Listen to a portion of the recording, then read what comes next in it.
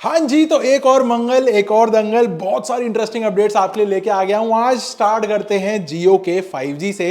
Last week जो था ना, वहां पे 5G जो है 6 नए शहरों में लॉन्च हो गया था, जो कि हैं सिलीगुड़ी, जयपुर, ग्वालियर, उदयपुर, कोदपुर एंड लुधियाना के साथ साथ कुछ और शहरों में भी लॉन्च हो गया था। लेकिन कल यानी मंडे को एक फ्रेश अनाउंसमेंट आता है जहां पे यह बताया गया कि 10 और नए शहर ऐड कर दिए गए हैं अक्रॉस 4 स्टेट्स। मजे की बात है, मेरा शहर यानी Agra including Meerut, Kanpur and south के कुछ शहर, वहां पे भी 5G लॉन्च हो गया है। तो क्यों ना चेक कर लिया जाए। तो यार देखो, मेरे फोन के अंदर पर्टिकुलरली जियो ट्रू 5G का कांग्रेचुलेशंस मैसेज आ गया है। यहाँ पे सारी चीजें इन्होंने वेरीफाई कर ली हैं, जैसे कि वेलकम ऑफर की एलिजिबिलिटी है, फोन मेरा कंपैटिबल है, 5G सपोर्ट करता है एंड 5G की सेटिंग्स भी ऑन है। इवन यहाँ पे भी मेंशन हो गया है कि 5G data truly unlimited activate हो गया है मेरे पैक के ऊपर। तो यहाँ पे ना मैंने आईफोन पे अपने सेटिंग्स भी चेक कर ली। जो मोबाइल डेटा प्लान है, यहाँ पे 5G ऑन सिलेक्ट करना है एंड यहाँ पे स्टैंड अलोन 5G का भी ऑप्शन है। इसको हम ऑन करेंगे तब जाके ये जियो के 5G नेटवर्क पे लैच करेगा एंड अगर इस एरिया में 5G होगा तो ऑटोमेटिकली यहाँ पे डिलीवर हो जाएगा।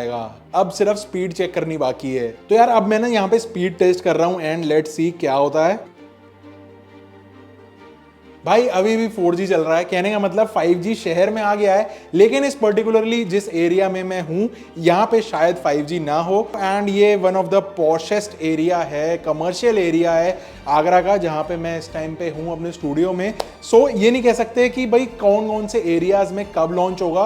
कहने का मतलब जो ऑल ओवर इंडिया जो इनका रोल आउट है ना, वो इसी तरीके से होने वाला है कि शहर में तो आ गया, लेकिन किस किस एरिया में आपको स्पीड्स देखने को मिलेंगी ये अभी नहीं पता। जैसे कि दिल्ली में कह रहे हैं कि सब आ गया, लेकिन मोस्टली आप जितनों की भी वीडियोस देख रहे हो जो अपनी स्पीड टेस्टिंग दिखा रहे हैं वो ज्यादातर सीपी के आसपास में दिखा रहे हैं। तो ऐसे कुछ कुछ पॉश एरिया के अंदर ये लोग पहले उसको इंप्लीमेंट कर रहे हैं एंड उसके बाद लेटर ऑन धीरे धीरे करके शहर के बाकी एरियाज के अंदर पहुंच रहे हैं। वैसे ना मैं यहाँ पे लिस्ट लगा दूंगा जिन जिन शहरों में एक्चुअल में जियो बोल रहा है कि उन्होंने 5G लॉन्च कर दिया है। तो आप में से जो जो इन शहरों को बिलोंग करता है, आप अपने फोन में माई जियो ऐप में चेक कर लो। अगर 5G एक्टिवेशन आ गया हो तो वहां पे वेलकम ऑफर क्लेम करने के बाद नीचे मुझे कमेंट करके जरूर बताना कि भाई एक्चुअल में आपके जिस भी एरिया में आप हो वहां पे क्या 5G स्पीड्स आपको डिलीवर हो रही हैं या फिर नहीं। अब जियो की बात हुई है तो एयरटेल को कैसे छोड़ दें भाई। एयरटेल का भी लास्ट वीक 3 शहरों में रोल आउट हो गया है, भुवनेश्वर, कटक एंड रूरकेला।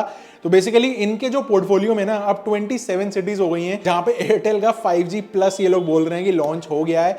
अब पता नहीं यार, ऑन ग्राउंड मुझे दोनों ही कंपनीज का ना ऐसा लग रहा है कि डामाडोल सा, बहुत ही स्पेसिफिक एरियाज के अंदर 5G का बस नाम बना रहे हैं कि 5G रोल आउट हो गया, 5G रोल आउट हो गया, लेकिन एक्चुअल में बहुत ही नीश, बहुत ही छोटे एरियाज हैं, बहुत ही लिमिटेड एरियाज हैं जहां पे हमको एक्चुअल 5G को एक्सपीरियंस करने को मिल रहा है। लेकिन जिन जिन को मिल रहा है उनको स्पीड्स बहुत अच्छी मिल रही हैं। मुझे काफी सारे लोगों के डीएम आते हैं इंस्टाग्राम पे स्क्रीनशॉट्स के साथ कि भैया हम इस शहर में हैं एंड यहाँ पे 5G की स्पीड हमको एक्चुअल मिलनी स्टार्ट हो गई है।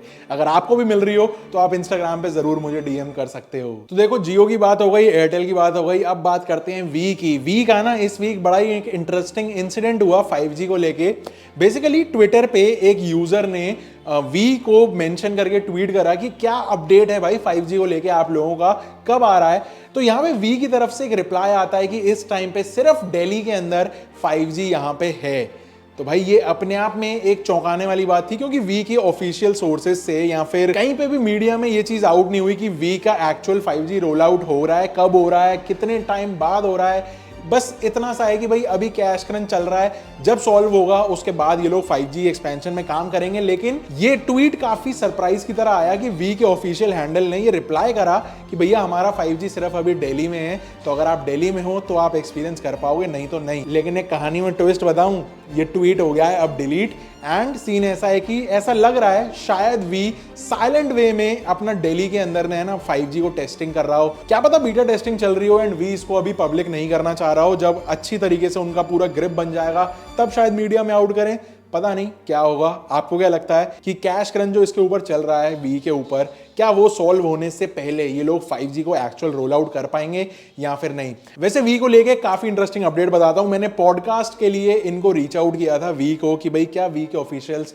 हमारे साथ इस चैनल पे, जो इंडिया के इतने सारे लोग इस चैनल को देखते हैं, जो खास करके बड़ा ही स्पेसिफिक टेल्को के ऊपर वीडियोस बनाते हैं, तो क्या आप हमारे साथ एक पॉडकास्ट करना चाहोगे हमारी ऑडियंस के साथ। एंड गेस व्हाट, खबर पॉजिटिव है, लेकिन इसके बारे में मैं ज्यादा अभी बोल नहीं सकता हूं। अगर कोई गेसेस हो तो नीचे कमेंट करके ट्राई कर सकते हो। अगली अपडेट बीएसएनएल की तरफ से, तीनों टेलकोस की बात हो गई, अब बीएसएनएल को भी भाई पकड़ के जरा देखें क्या मसाला चल रहा है।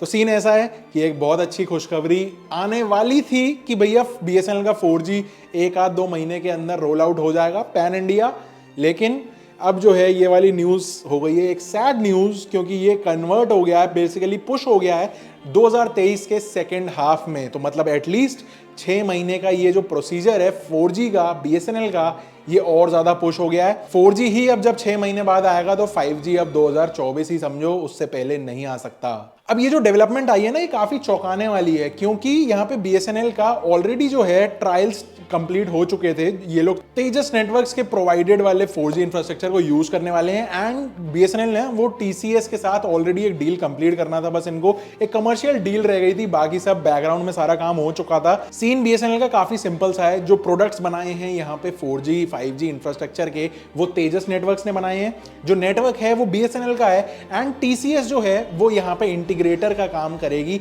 दोनों को अच्छे से बढ़िया तरीके से इंटीग्रेट करके यूजर्स को अच्छा सा एक्सपीरियंस मिले, इसीलिए यहाँ पे एक बीएसएनएल ने इसके साथ टाई अप किया है। अब क्या होगा आगे बीएसएनएल का, ये और ज्यादा गड्ढे वाली सिचुएशन में जाते जा रहे हैं जैसे जैसे इसको ये ना डिले करते जा रहे हैं, लोगों का कॉन्फिडेंस कम होगा, एंड इवेंचुअली इतने 6 महीने के अंदर कितनी सारी पब्लिक जो है वो बीएसएनएल छोड़ के अगेन दूसरे नेटवर्क्स पे ट्रांसफर हो जाएगी, ये सोचने वाली बात है।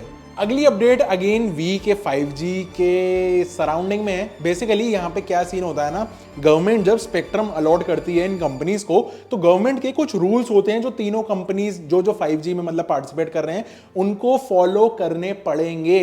तो यहाँ पे इनके जो रूल्स होते हैं वो क्या होते हैं कि जब आपको जिस डेट को स्पेक्ट्रम अलॉट हुआ है उसके 1 साल के अंदर आपको एटलीस्ट 3 मेट्रो सिटीज के अंदर अपना 5G नेटवर्क लॉन्च करना होगा। इसके अलावा जो 22 टेलीकॉम सर्कल्स हैं जिन जिन के लिए आपको स्पेक्ट्रम अलॉट हुआ है, मतलब बेसिकली हर उस सर्कल के एटलीस्ट एक शहर में आपको अपना नेटवर्क रोल आउट करना पड़ेगा, कंज्यूमर को सर्विसेज पहुंचानी पड़ेंगी। एंड यहाँ पे अगर हम इस चीज को देखें कि लास्ट 3 महीने पहले 2 महीने पहले जो स्पेक्ट्रम अलॉट हुए, जियो एंड एयरटेल ऑलरेडी बहुत ही तेजी से भग रहे हैं अलग अलग शहरों में फटाफट से रोल आउट करने में, लेकिन वी अभी स्टार्ट भी नहीं हुआ। एंड अगर ये जो रूल्स हैं ये वी अगर फॉलो नहीं कर पाता है, 1 साल के अंदर इसको कंप्लीट नहीं कर पाता है, तो अगेन इसके ऊपर और पैसों का बर्डन पड़ेगा, क्योंकि गवर्नमेंट यहां पे लगाती है एक मोटी तगड़ी सी पेनल्टी फीस। पहले इतनी पैसे की कड़की चल रही है वी के पास, उसके बाद इतना मोटा दोबारा से खर्चा एज अ पेनल्टी, ये तो वेस्ट जा ही सकता है। लेकिन गवर्नमेंट का अगर माथा थनका तो ये इनसे लाइसेंस भी वापस ले सकते हैं, मतलब स्पेक्ट्रम जो इनको दिया था वो भी वापस ले सकते हैं। तो अगेन भाई ये काफी ना एक तगड़ी सी सिचुएशन यहाँ पे क्रिएट हो रही है वी के लिए, एक अर्जेंट नीड ऑफ फंड्स में फंसा हुआ है यहाँ पे वी। अगर उसको बहुत जल्दी बैंक से लोन नहीं मिला, जो कि उसने अर्जेंटली अप्लाई किया है अलग अलग बैंक्स में, 7,000 करोड़ रुपए के लिए उन्होंने एप्लीकेशन डाली है कि भैया एक अर्जेंट नीड ऑफ फंड्स है, अगर वो नहीं मिलता है तो ये चीजें और डिले हो जाएंगी, एंड अगेन वो गड्ढा और इनका गहरा होता चला जाएगा। आज की जो अगली अपडेट है ना वो गवर्नमेंट की तरफ से अलग अलग स्टैंडर्ड्स को लेके है, एंड ये काफी ज्यादा इंटरेस्टिंग है। लास्ट वीक हमने बताया था कि गवर्नमेंट ने टाइप सी को जो है वो मैंडेटरी करने वाले हैं वो आगे चल के।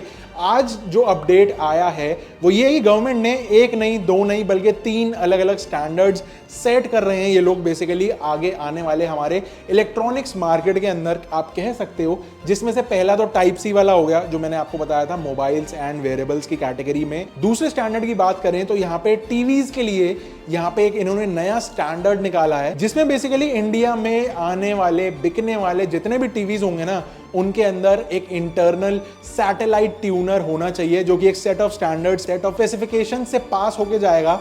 इससे बेसिकली गवर्नमेंट क्या चाहती है कि इंडिया में जितने भी टीवी लगे, नए जितने भी लगे, उनके अंदर एक ऐसा सैटेलाइट ट्यूनर होना चाहिए कि कोई भी बंदा अगर अपने घर के बाहर एक छतरी लगा लेता है या जिसमें एक एलएनबी लगा हो, तो वहां से वो सारे जो 153 चैनल्स जो आते हैं फ्री टू एयर वाले, वो सारे के सारे एब्सोल्युटली फ्री ऑफ कॉस्ट यहाँ पे इंडियन कंज्यूमर्स यूज कर पाए, विच ऑल्सो मीन्स कि जो एयरटेल डीटीएच हो गया, टाटा हो गया, ये जो लाइव टीवी चैनल्स दिखाने के 153 नेटवर्क कैपेसिटी फी लेते हैं ना, एनसीएफ, ये भी जीरो हो जाएगी जैसे ये इंप्लीमेंट हो जाएगा। एंड ये मुझे काफी सही लगा भाई गवर्नमेंट की तरफ से। एंड आपके जितने गवर्नमेंट की तरफ से एटलीस्ट फ्री चैनल्स हैं वो तो आपको मिल ही जाएं, तो बहुत जल्दी ये हो जाएगा। एंड इसका ये भी मतलब होगा कि इसके बाद से आपको अगर सिर्फ वही चैनल्स देखने हैं तो आपको किसी भी कंपनी या कोई भी सेट ऑफ बॉक्स खरीदने की नीड नहीं पड़ेगी। थर्ड जो स्टैंडर्ड है वो यहां पे निकल के आया वीडियो सर्वेलेंस सिस्टम्स को लेके। बेसिकली जो भी सारे सीसीटीवी कैमरास इंडिया के अंदर बिकेंगे वो एक सर्टेन स्पेसिफिकेशन से पास होके जाने चाहिए।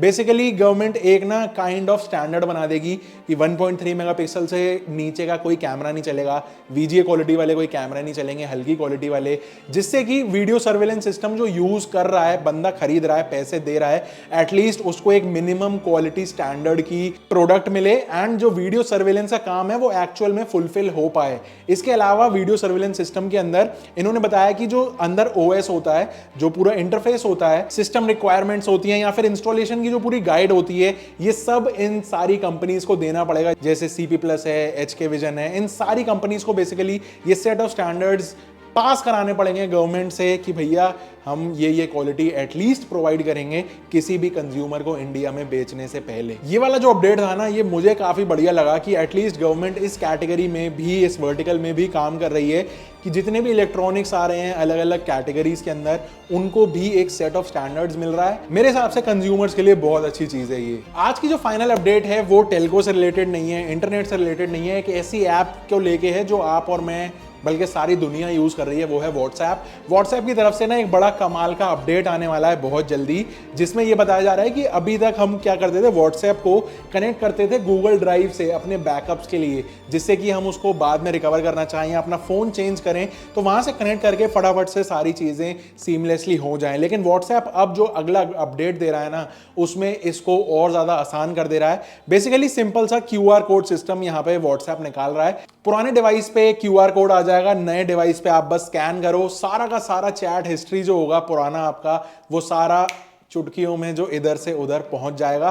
तो ये व्हाट्सएप इस पे काम कर रहा है भाई, बहुत जल्दी, शायद महीना 1.5 महीने के अंदर अपडेट आ जाना चाहिए। एंड मुझे लगता है ये चीज जो iOS से लेके एंड्रॉयड से OS, जो इतना डाउनलोडिंग टाइम, ये सारी चीज़ें होती हैं, काफ़ी कुछ रिड्यूस कर देगा, थोड़ा सा एक स्टेप और इजी कर देगा लोगों को।